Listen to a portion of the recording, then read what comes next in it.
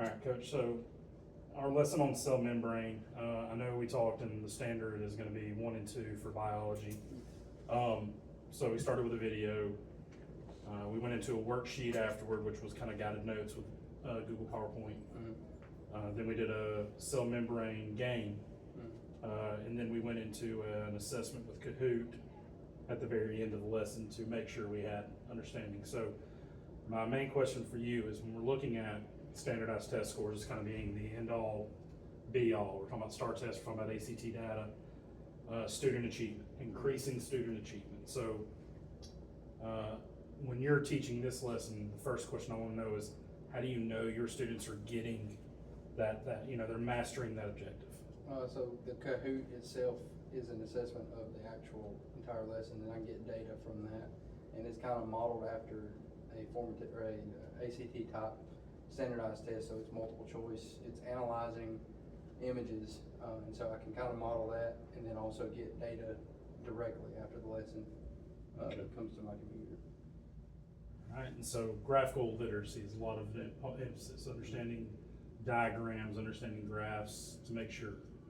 Okay, so really the next thing is going to be,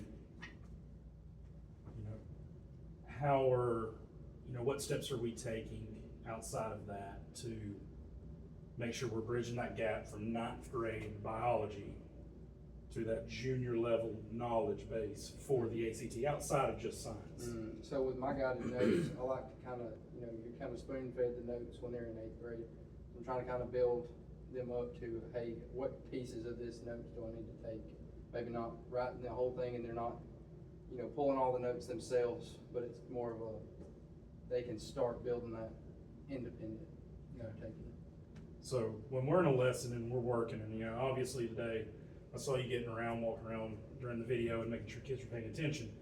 And also, when you were going over the notes at the second phase of the class, how are you sure that what you're doing is working with these kids? So I do the formative assessment, assessing them every day, and then also providing it in multiple formats. So I'm assessing as I teach, not just at the end, and then assessing, unit wise and week wise, and providing multiple types of assessments. So how much post game, I guess, goes into each school year, each semester? What we did with this group, do we have data that down the road shows us it was successful, or maybe that we need to redress that a different way the following semester, even the following block? So when I do a Kahoot or online something to that nature, it stores the data on my account, so I can look back at previous years and see what's worked, and also have like test scores that are saved as data, and so I can look back to see if my strategies are working long term. So, and from being in the classroom, not every lesson's gonna hit every student. So what are you doing to make sure you're getting a good spread across all the students in the classroom, regardless of skill level, regardless of content knowledge? So my thing is providing it in multiple formats. So just in that lesson, I had something where the kids were drawing and labeling. I had something that they were visually looking at, like watching the video. And then the game was kind of more of that, combination of all of it. It felt like a game. They didn't feel like they were learning. So just providing it in multiple formats. And then that's all accessible outside of the classroom. Like they can go back and redo any of that.